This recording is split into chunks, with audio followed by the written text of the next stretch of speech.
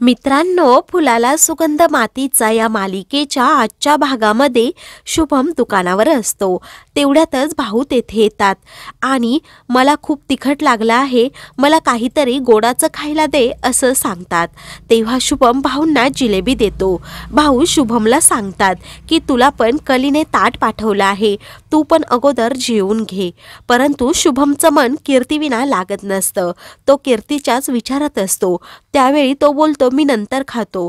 ते भाऊ शुभमचं ऐकत नाही. ते त्याला आग्रह करतात आणि जेवायला बसवतात. शुभमच्या डोळ्यात कीर्तीच्या आठवणीने पाणी येतं. तेव्हा भाऊ भरल्या ताटावर असं डोळ्यात पाणी आणायचं नसतं, तुला सुनबाईची आठवण येते का असं विचारतात. तेव्हा शुभम बोलतो, 7 दिवसांसाठी त्या बाहेर कुठेतरी गेल्या आहेत. त्यांच्या काळजीने माझा जीव मेटाकुटीला आला आहे. कारण तिथे नीट राहायची व्यवस्था असेल की नाही, त्यांना वेळेवर जेवायला भेटत असेल की नाही, अशा अनेक मनात शंका आहेत. सर्वात वाईट गोष्ट म्हणजे त्यांच्याशी मला धड बोलता पण येत नाही. दुसरीकडे राहुल रोमाला सांगत असतो की मला खूप भूक लागली आहे. राहुलचं हे बोलणं पाटील मॅडम ऐकतात आणि राहुलला विचारतात, तुला आज जेवणामध्ये काय काय पाहिजे. तेव्हा राहुल वेगवेगळ्या डिशेस सांगू लागतो. तर पाटील मॅडम त्याच्यावर खूप ओरडतात आणि ताटात जे पडेल ते इथे खायचं असंही त्याला सक्त ताकीद देतात. रोमा सांगते, आम्हाला साधासा भात पण चालेल, फक्त तो शिजवायचा कसा याचा प्रश्न पडला आहे. तेव्हा पाटील मॅडम कीर्तीला विचारतात, आपण भात कशा प्रकारे शिजवू शकतो. तेव्हा कीर्ती सांगते, मी मघाशी तेथे बांबू पाहिले, आपण ते पेटवून भात शिजवू शकतो.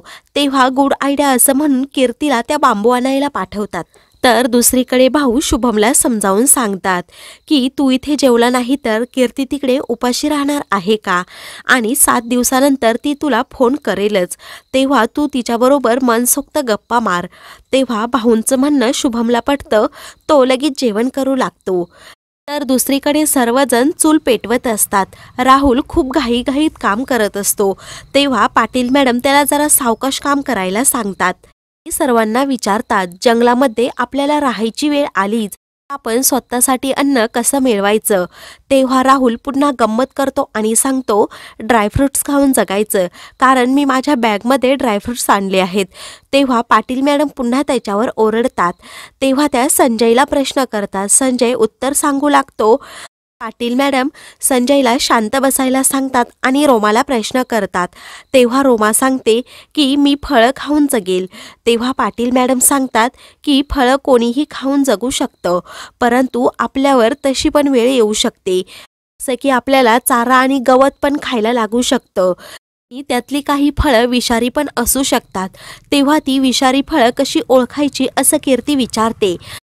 एखाद्या झाडाची साल किंवा दुसराही कोणता पदार्थ, त्याची थोडीशी चव जिभेला कडवट लागली ना, समजायचं तो पदार्थ विषारी आहे आणि तो पदार्थ खायचा नाही. तेव्हा सर्वांना पाटील मॅडमचं बोलणं समजतं. त्यानंतर पाटील मॅडम कीर्तीला भात शिजला की नाही हे चेक करायला सांगतात. तेव्हा कीर्ती चेक करते तर भात पूर्णपणे शिजलेला असतो. तेव्हा सर्वजण प्लेट्स आणण्यासाठी धाव घेतात. सर्वांनाच खूप भूक लागलेली असते. पाटील मॅडम सर्वांकडे पाहतात आणि बोलतात, एवढी हावरट टीम मी कधीही पाहिली नव्हती. तेव्हा सर्वजण पाटील मॅडमला सांगू लागतात की आम्हाला खरंच खूप भूक लागली आहे. वेळी कीर्ती सांगते की आमच्या जिजाक्का नेहमी सांगतात की उपाशीपोटी आपण कोणतीही लढाई जिंकू शकत नाही. आता ह्यानंतर आपल्याला टास्क पण करायचा आहे, त्यामुळे आपलं पोट नेहमी भरलेलं असावं. पाटील मॅडमलाही कीर्तीचं म्हणणं हे पटतं. तर सर्वजण जेवण करत असतात. तेवढ्यातच कीर्तीला पुन्हा झाड हल्ल्याचा भास होतो. तेव्हा कीर्ती रोमाला सांगते, तू थोडा वेळ थांब, मी तिकडे जाऊन येते. तेव्हा राहुल रोमाला विचारतो की ही जेवायचं सोडून कुठे गेली असेल. तेव्हा कीर्ती त्या झाडाजवळ येते आणि चेक करू लागते नक्की काय होतं ते. तेवढ्यातच पाटील मॅडम आणि विनायक सर तेथे येतात आणि कीर्तीला विचारतात, तू इथे काय करतेस. तेव्हा इथे कोणीतरी असल्याचा भास मला सारखा होत आहे असं कीर्ती त्यांना सांगते. तेव्हा हा अलर्टनेस नेहमी प्रत्येक कॅडेटमध्ये असावा असं मला वाटतं. पाटील मॅडम कीर्तीचं कौतुक करत बोलतात आणि तेथून जातात. वेळी संजय झाडाच्या आड लपून हा सर्व प्रकार पाहत असतो आणि मनातल्या मनात विचार करतो, ह्या कीर्तीला नेहमी पुढे पुढे सर्वांच्या करायचं असतं आणि सरांना इम्प्रेस करायचं असतं. दुसरीकडे सर्वजण घरी असतात तर विक्रम कोणाला तरी फोन करत असतो. तेव्हा त्याचा चेहरा खूप उदास असतो, तो खूप टेन्शनमध्ये असतो. त्याचा चेहरा पूर्णपणे रडवेला झालेला असतो. सर्वजण त्याच्याकडे पाहतात. शुभम विचारत असतो की विक्रम, तुला काय झालं? तू एवढा टेन्शनमध्ये का आहेस आणि मगापासून कोणाला कॉल करतोस? तेव्हा विक्रम काही सांगत नाही. सर्वजण त्याच्याजवळ जातात तर विक्रम खूप रडू लागतो. तेव्हा जिजाक्का काळजीनेच विक्रमला बोलतात, या लेकराच्या डोळ्यात पाणी आलेलं मला अजिबात चालणार नाही. त्यामुळे तुझा काय प्रॉब्लेम असेल तो मला सांग, आपण काहीतरी करू. तर भाऊ पण काळजीने विक्रमला सारखं विचारत असतात. त्यावेळी विक्रम सांगतो की 8 दिवसापूर्वी मी माल आणायला एका माणसाकडून पैसे घेतले होते, परंतु माझा माल अजून आलाच नाही. नवीन दुकानदाराकडून माल मागवला होता. त्याला कॉन्टॅक्ट करण्याचा खूप प्रयत्न केला. त्या जागी जाऊन पण आलो, परंतु काही एक उपयोग झाला नाही. आता ज्या माणसाकडून पैसे घेतले तो माणूस सारखा मला कॉल करून धमकावत आहे. त्यावेळी शुभम काळजीने विचारतो, ती रक्कम किती होती? तेव्हा विक्रम सांगतो, मी 10 लाखाचं कर्ज 8 दिवसांसाठी घेतलं होतं. ऐकून मात्र सर्वांना आश्चर्याचा धक्का बसतो. तेव्हा 10 लाख रुपये म्हटल्यावर जिजाक्का पूर्णपणे घाबरून जातात. शुभम सांगतो, तू आम्हाला अगोदर कल्पना का दिली नाही? तेव्हा विक्रम सांगतो, मला वाटलं माल येईल आणि मी पुन्हा त्या माणसाचे पैसे रिटर्न देऊन टाकेल, म्हणून मी कुणालाही काही त्याबद्दल सांगितलं नाही. सोनाली तर पुरती घाबरून जाते आणि टेन्शनमध्ये येते. तेवढ्यातच ज्या माणसाकडून विक्रमने पैसे घेतले होते त्या माणसाचा पुन्हा विक्रमला कॉल येतो. तेव्हा तो माणूस खूप धमकावतो. विक्रम सांगतो की मी उद्यापर्यंत तुमचे पैसे देतो. त्यावेळी उद्यापर्यंत पैसे दिले नाही तर तुझे आईबाबा अजून जिवंत आहे हे लक्षात ठेव, असं म्हणून तो माणूस खूप धमकावतो आणि लगेच फोन ठेवतो. सर्वजण खूप घाबरतात आणि पैशांची काय व्यवस्था करायची असा विचार करत असतात. पाटील मॅडम सर्वांना एकत्र यायला सांगतात. तेव्हा एक कॅडेट मिसिंग आहे हे पाटील मॅडमच्या लक्षात येतं. राहुल तेथे नसतो. तेव्हा पाटील मॅडम जोरात शिट्टी वाजवतात आणि राहुलला आवाज देतात. तेवढ्यातच राहुल तेथे येतो आणि पोट खूप बिघडलं होतं असं सांगतो. त्यावेळी जरा ड्रायफ्रुट्स कमी खायचे ना, पाटील मॅडम त्याला टोमणा मारतात. राहुल सॉरी बोलतो.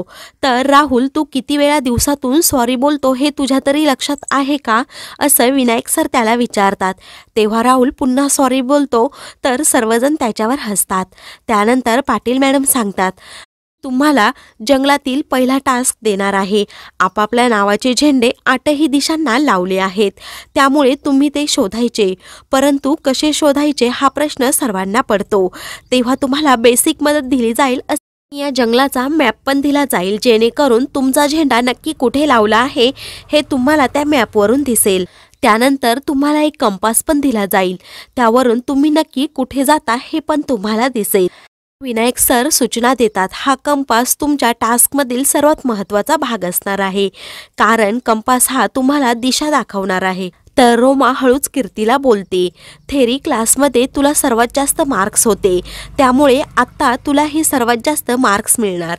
तेव्हा कीर्ती तिला सांगते की थेरी आणि प्रॅक्टिकलमध्ये खूप फरक असतो, त्यामुळे पुढे काय होतं ते पाहूयात. त्यानंतर पाटील मॅडम सर्वांना सूचना देतात, जो अगोदर आणि लवकर झेंडा घेऊन येईल त्याला सर्वात जास्त मार्क्स मिळणार.